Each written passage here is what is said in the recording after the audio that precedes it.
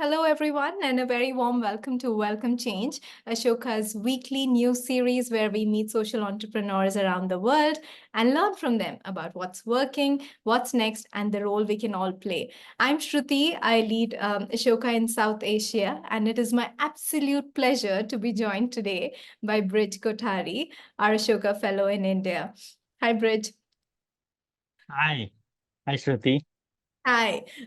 Bridge is the founder of Planet Read, an organization that pioneered the concept of same language subtitling to promote mass literacy. And it is fascinating how Bridge has taken India's love for Bollywood and turned watching films with subtitles into improving literacy across the world. And we'll spend the next half hour learning about his work. Once again, welcome, Bridge. I will run through a quick housekeeping before we jump right in for our conversation. So a quick run about the format. We'll have about 30 minutes together today. So Bridge and I will chat for the first 15-20 minutes, and then we'll turn to a few of your questions before we wrap up. So when you're curious about something, my request to you would be to please use the Q&A box at the bottom of your Zoom screen. And for this conversation, we also have American Sign Language translation for those who wish to access it. We will also have live captions or same language subtitles available for everyone too. You can access that as well via interpretation at the bottom of your Zoom screens. Yeah, I think that's it. Let's get started. I think before we jump into the conversation, Bridge, I wanted our audience to sort of imagine for a moment that that you wake up one morning and you have one skill taken away from you, which is your reading skill, right? And you are unable to read anymore. And now imagine how the world has changed for you, right? And if you think about this, 600 million people in India alone are living this reality every single day of their life. So I'll give you a quick context, right? And India has made great strides in literacy from an 18.3% literacy rate at the time of independence to now about 80% literacy rate. But we also know that the quality of the literacy is inadequate, right? And estimated about 60%, which is 600 million people who are officially literate, are weak leaders. Additionally, about 250 million non-literates may also grow to become weak readers in the future, right? And if we look at the implications of that, we know that the weak readers are unable to read simple text, which makes ordinary tasks such as reading medical prescriptions or bus routes, signs, and other simple everyday tasks very challenging. And if we dig further into this, and you talk about this, Bridge, that 6 out of 10 or more of the weak readers are girls and women, right? For whom literacy is so much more than a skill. It is fundamentally about their dignity. Before we get into this conversation, Bridge, you have been working on a simple yet powerful idea, right? To give lifelong reading practice to 1 billion people. But before we go there, let's start with your journey. If you had to go back to 1996 or so, you are now an educator, a linguist who speaks 6 languages, a social entrepreneur who came upon subtitles as a window into something bigger. But help us connect these dots. Where did this all start? Oh, yeah. Well, thank you. And hi, everyone. Really excited to be here. So, where did it start? It's difficult to say where it's actually started. I can talk about the idea where it started, but I think it really started in Ecuador for me when I was doing my doctoral dissertation research around indigenous people's knowledge of medicinal plants. And the idea was, how do we conserve that knowledge with the people, for the people? And then we kept hitting against this idea that, wow, it's not easy to document something if people have weak reading skills and literacy skills. So then we had to come up with our pictorial language, etc. So that's when my first rural immersion gave me some sense of how disadvantageous not having reading skills can be. So maybe that's where the idea kind of started to take shape subconsciously, perhaps. But then I was also learning Spanish to be able to work in Ecuador. And so then when I was writing my dissertation back in Ithaca, New York, I was watching Spanish film, Pedro Almodovar's Women on the Verge of a Nervous Breakdown. See it if you haven't seen it. It's a wonderful, funny film. But it had English subtitles, and I wanted Spanish subtitles on Spanish films to be able to catch the dialogue better and learn the language. And then at that point, it was a very casual thought. Why don't they put Spanish on Spanish and Hindi on Hindi in India, and all Indian languages, Tamil on Tamil, cinema, etc. And that might perhaps give millions, if not a billion, people reading practice on a everyday basis. And it seemed such an intuitive idea at that point in '96, but to my surprise, it had never been kind of explored, at scale anywhere in the world. There were small studies, perhaps, but it wasn't scaled up at the level that we were talking about. And so my first foray back in India was when I got the faculty position at the Indian Institute of Management in Ahmedabad, was to really research this. And that's when the whole research journey started, from research to policy implementation. So now that's a 28-year span. So I'll stop and see where you want to take it next. Thank you, Brij, for sharing that. It's always interesting to look back and sort of see your journey and how that pans out, right, and takes you where you really belong. I just want to delve deeper into the idea of same language subtitling, right? And I heard you say that it essentially means what you hear is what you read. But what does this really mean for reading literacy, for language development? And over the years in this 28-year-long journey of yours, what is the impact that you have seen through your, pretty much life's work in this area? So, what does it mean for different people, right? When you have and your mainstream entertainment by default having the option of same language captions or same language subtitles, different things to different people. Let's start with the deaf and hard of hearing folk, right? Now it's given them access to media access to content that they didn't have access to. Of course, you can add Indian Sign Language as well in India, and American Sign Language in the US, etc. So that's a whole media access issue that we learned over time to embrace and work with as well. That's 80 million people in India, deaf and hard of hearing. So it's a large number. What we started off initially was, okay, how do we get today about 600 million weak readers without even thinking about it, become better and better and more and more fluent readers over time? It's a subconscious process. The brain does the association between sound and text. So if you're watching a film with same language captions or subtitling, automatically your brain is associating sound and text. Now imagine a child from class 1, when the letters are first introduced in school to many of them, but they remain weak readers, like not even able to read a class 2 level text in class 5, right? So they started getting behind in class 1 and class 2 and never caught up. Their entire education was compromised. And of course, the ability to then recover from that in life becomes very difficult. That scenario, imagine now where the class 1, they're watching the cartoon, they learn a few letters, they start looking for those letters on screen or wherever they see it, actually. So it's a lot of print exposure. So actually, every child will get so much exposure to the written word associated with sound. Now, these are children often growing up in homes where the parents can't read themselves or are weak readers. So they're not getting that kind of reading and literacy input that we kind of take it for granted in our homes, at least this audience does.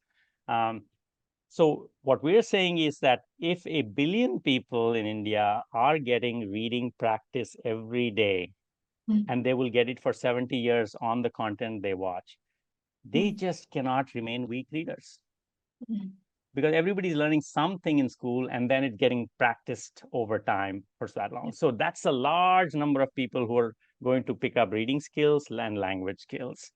The other thing that it'll do is when we say, study after study, 50% of the children in class 5 cannot read at class 2 in India, right?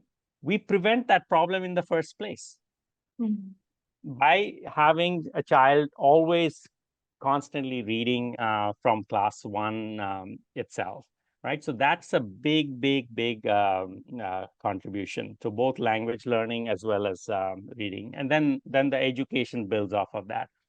I'll give you another way in which it empowers illiterate parents or weak reading parents. Often parents realize that their child is not reading when it's too late, in class 5, in the Indian context I'm talking about, because they don't have a way to judge often whether the child is actually reading. Now it's too late for them to do anything. But if they start observing the children, whether they're reading along to their favorite cartoon or not, they can observe that. Or they can even ask them, hey, can you just sing this song for me? Because the words are there on the screen. You will get an idea, the parents will. And then if they find that, hey, my child is actually falling behind, not reading in class 2 or 3 already, I might, as a parent, then go to the school teacher or the school system. So their agency is unleashed as well at a national scale. Now, I'm just talking about India, but clearly something like this, a solution like this probably has, a replication possibility in different countries on their content, of course. Right. And it's fascinating how it has both the preventive and the remedial, sort of element to it, right? It's wonderful. And if I had to shift gears a little bit, and I know that you have been on this long journey to get systems to change, right? And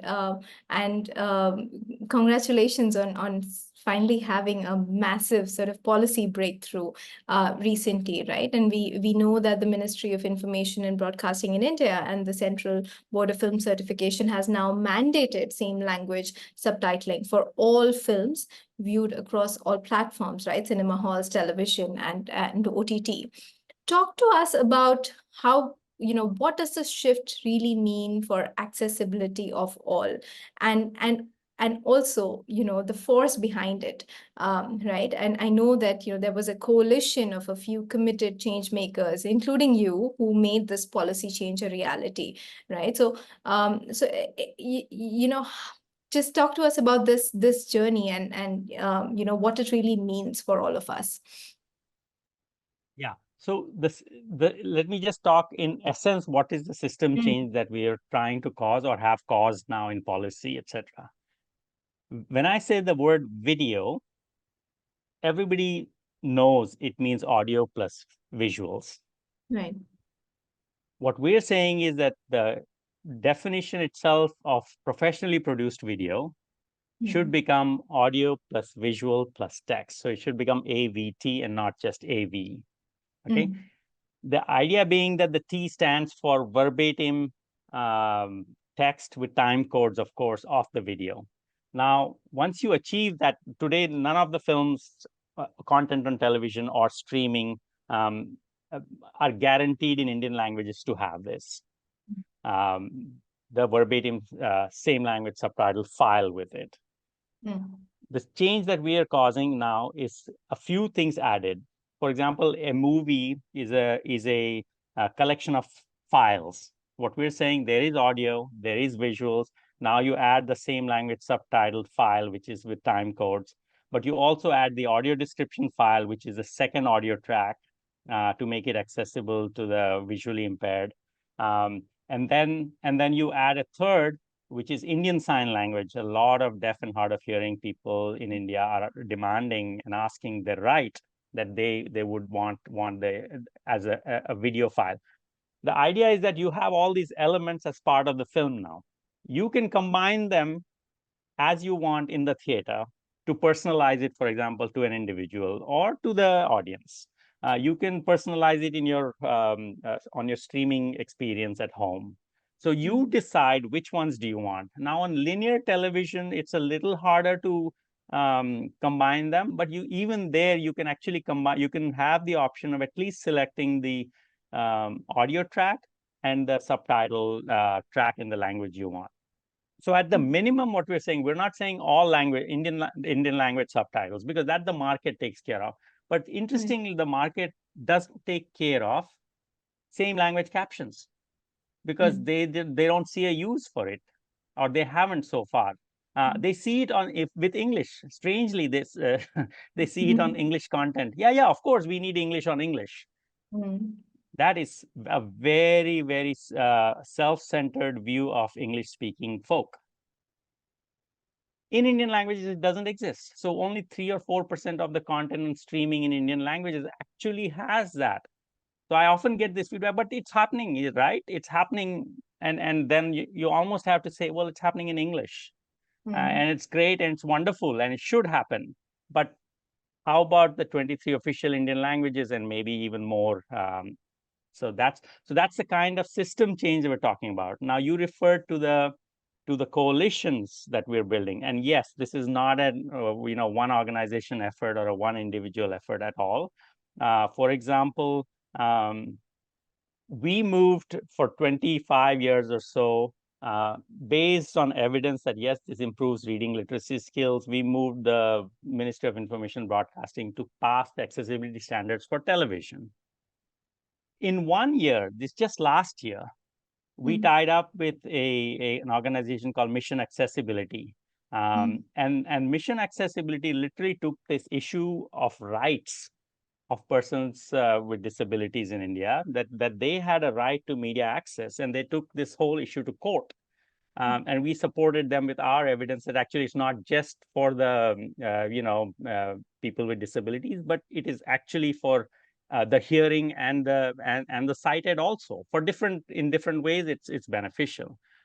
What Mission Accessibility, led by Rahul Bajaj, he's a blind lawyer, Oxford educated, and 2 other co-petitioners who are blind, and 1 other co-petitioner who's deaf. 4 of them in the Delhi High Court, under the Rights of Persons with Disabilities Act, challenged the biggest film producer, Yash Raj Films, and the biggest hit of 2023, Pathan, and said that we want to see Pathan, and we don't have these features in Pathan. Can Yash Raj Films provide that? Literally within the second hearing, the judge, she ruled that yes, this needs to be done, and Yash Raj Films was ordered to do it. And then the hearing kept becoming larger in scope, and then the judge said also that, hey, why not all films also? I mean, let's find a long-term solution for everything. And very thankful to the judge. I think I should even name her, Pratibha Singh, because she really did a landmark judgment on this over 6 hearings. So now all films in India have to carry accessibility features as part of the digital content package for that film. So 2,000 films a year at the time of certification will have these features. That is a massive breakthrough in 1 year. So sometimes, all the work you might have done for 25 plus years, and then the right coalition literally took that and used that as a springboard to take it to all films. And now the momentum is there. Hey, why not all streaming platforms also for Indian languages content should have this? And I think the Netflix and Amazons of the world have understood that, because now whenever they make original content in Indian languages, they automatically now put these features. But third-party content, which is most of the content that these streaming platforms host, do not have that feature. So we're really moving increasingly towards having that. Yeah. It's fascinating. No, I was reading, and we were chatting the other day about the power of the coalition, and it's just fascinating on how much progress in such a short amount of period when so many like-minded mission-driven people sort of come together. And one of the things I've also heard you say, Brij, is that we're all on a spectrum, right? Of disability to ability, depending on the context we are in, or the life stage we are in, or the age we are on. how do we sort of then construct a new reality together, right? And what is the role of technology in that? And we know that technology can be an enhancer or a barrier, but how do you envision the role of AI and technology in your work to make all entertainment accessible and well integrated with, all relevant accessibility features? Yeah, well, the point that we're all on the spectrum of ability and disability is absolutely correct. We will experience it at some point or the other in sight or in hearing for sure. We might even know a parent or an elder person in our network who's already experiencing that. I know my dad would have loved to have same language subtitling on cricket that he loved to watch, but he didn't have that, right? So so we all know a weak reader in our family. We all know a non-reader in our family. We all know somebody who can't hear or can't see very clearly. So they need these.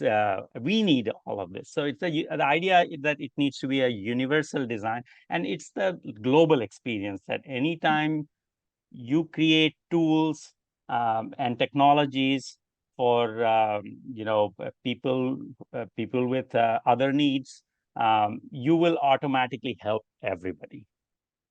And it's been proven over and over again, except that sometimes, when we're not experiencing certain disadvantages, we don't think about it. But I think we could be educated, all of us, to think about it and embrace it for ourselves also, not just for the other small slice is what we're thinking, which is not a small slice to begin with. Right. So that's now on the AI front that you asked, how do we see technology developing? Well, one of the key challenges we have is the operationalization of this idea that video will now have text. For example, all video will have text. Let's just take the case of new films, because that's an easier ask. Every film starts with a script. You just have to maintain that it stays verbatim all the way till the end. The moment you have a clean verbatim script of the film, today, by the way, it's not available in most Indian content. You have a 75% script, but you don't have a 100% verbatim script at the end, because people didn't see a use for it. But now we're saying that it's very useful. The moment you have that, you can literally do take a video, take that clean script, and produce an automatically subtitled with a simple tool that actually right now our engineers students at IIT Delhi are designing, for example, for us. Right? Not much AI even, except that you're doing some speech to text tools that already exist in Indian languages. But because you have the perfect script, it's just a matter of aligning it and giving the time code.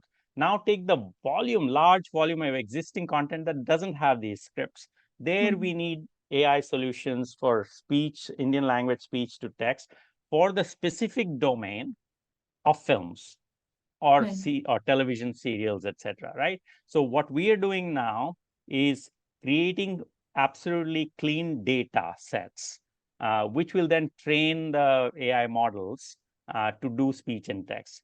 So, for example, for every Indian language, our estimation is that we need about 2,000 hours of well done same language subtitling that then trains the engine. And so all that data we're creating, but of course, the 2,000 hours that we do, we're not just going to do it for no return. What we're doing is that we are partnering with television channels.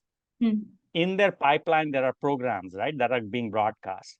So, for example, in Punjab, we are taking Punjabi content, that's films, songs, etc., and we're subtitling those, and then those will go on air, and that clean data will then create the AI engine for speech to text for us, and we'll do this repeatedly for all Indian languages, so Hindi, Tamil, Telugu, etc. So it's a fairly straightforward playbook. The question is, can we execute it, in a relatively short time? We have given ourselves about 5 years, and we're very fortunate to have Co-Impact as a partner in this process to scale this up nationally. Wonderful. Thank you for sharing that. I will move to the audience questions, and I can see a few questions coming in. Let me take this first one, which says, to what extent are working with media companies to drive accessibility, right? Who are the private sector partners for you? Who have you worked with? Those players who anticipate regulations because they understand what sort of resources their customers want. So really to understand who are the private sector partners that you're working with, and how are you building those relationships to make same language subtitling happen everywhere? Yeah, our approach is system change, that it should happen, not necessarily that we should do it. Ideally, there is a policy now, and the television channels are actually quite capable of implementing it at quality, even if let's say we didn't exist, if they just implemented the policy. The tools exist in the market. So what's not happening yet is that television channels are still slow to embrace this. Now, some channels have started to embrace, like Star Network in India has embraced it, and on one of their very widely viewed program, Anupama in Hindi, which goes entirely to 40% of Indians. They are already doing really quality same language subtitling, and likewise other channels are also doing bits and pieces here, but they're supposed to do 50% of their content. All entertainments should have it. So that's the scale that where the tipping point is.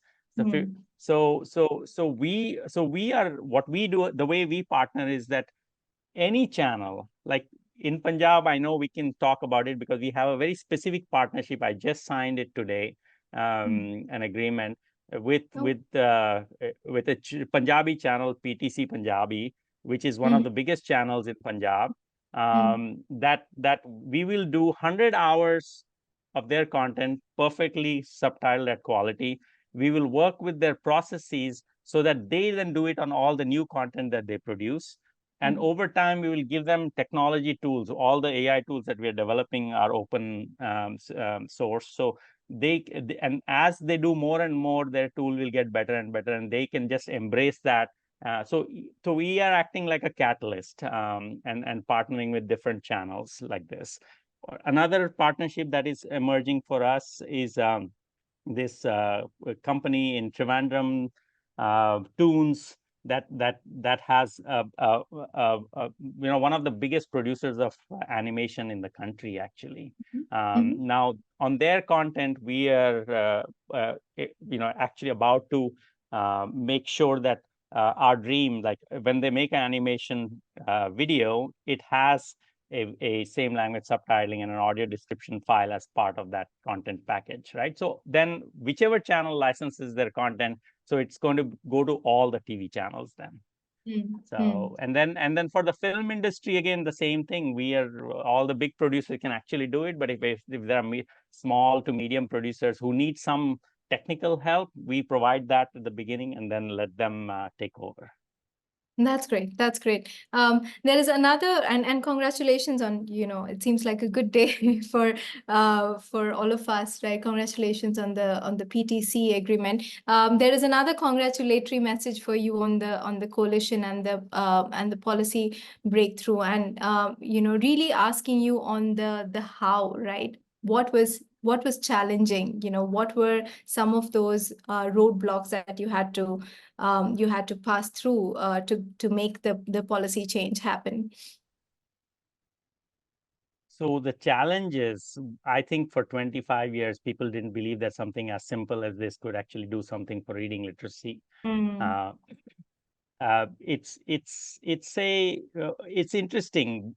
I think most of the decision makers are already quite literate, and they don't necessarily see, this is a simple thing anyway, it happens, so what's the big deal, right? But not realizing that so many people can't. So the experience, so what now we're starting to do is that get the voices of people. As soon as we show them content with same language subtitles, they then talk about the benefits it has for education, and they see it immediately because it's something that they experience every day, not having enough reading resources in their language. So they right away see its educational importance. So we're trying to get that kind of evidence to policymakers. Academic articles don't go beyond a certain point, but actually these visuals speak much stronger in our case. So that's a mindset shift that took a long time.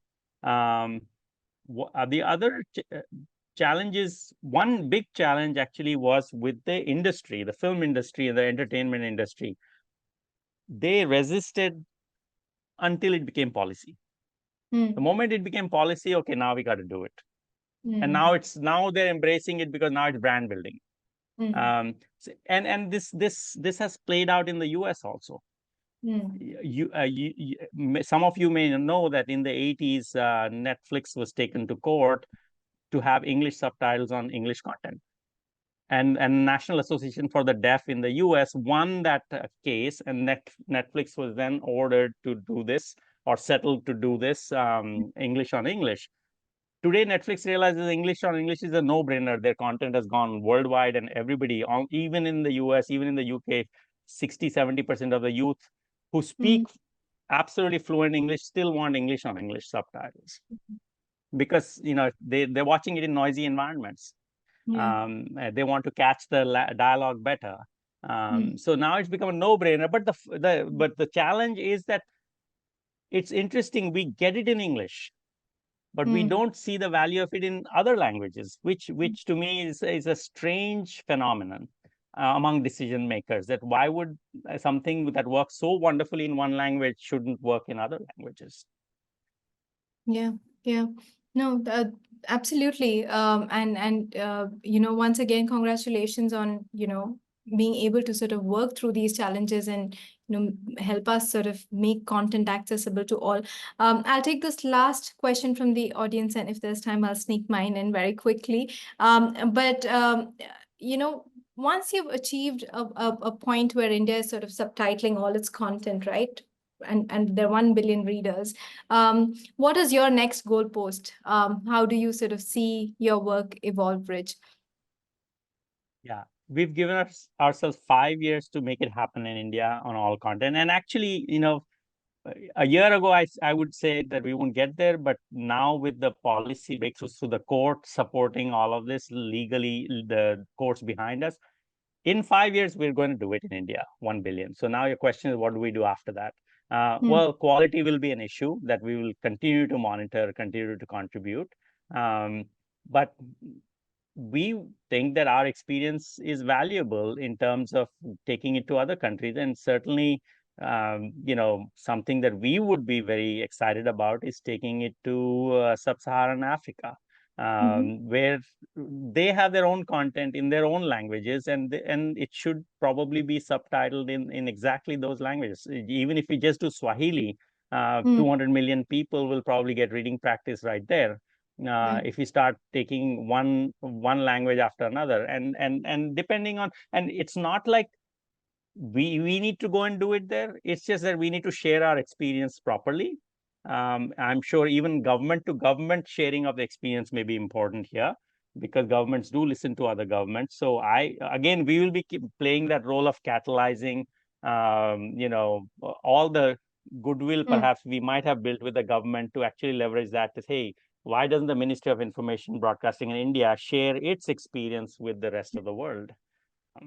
So that could be what we'll be doing for the rest of my life.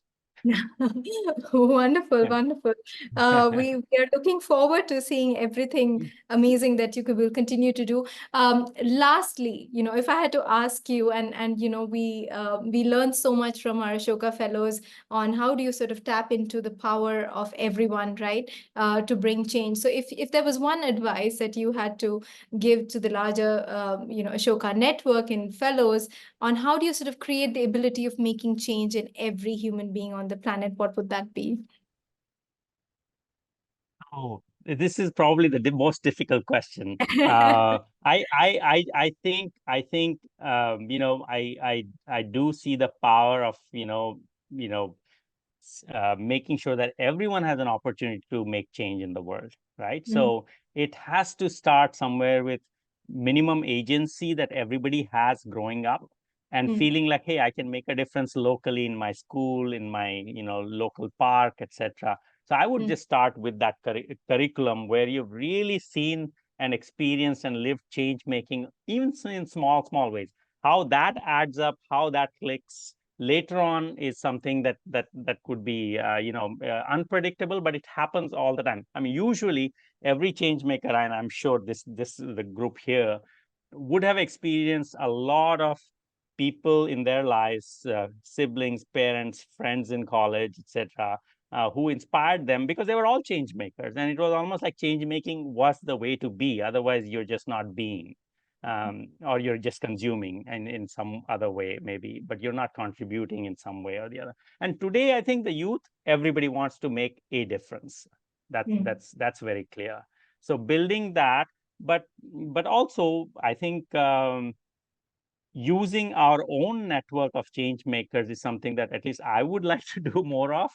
And it's something that I realized, the power of coalitions. It seems the most obvious thing, of course, within the networks that we're familiar with, but also outside of those networks. But building those coalitions, I think, I would say is critical sometimes.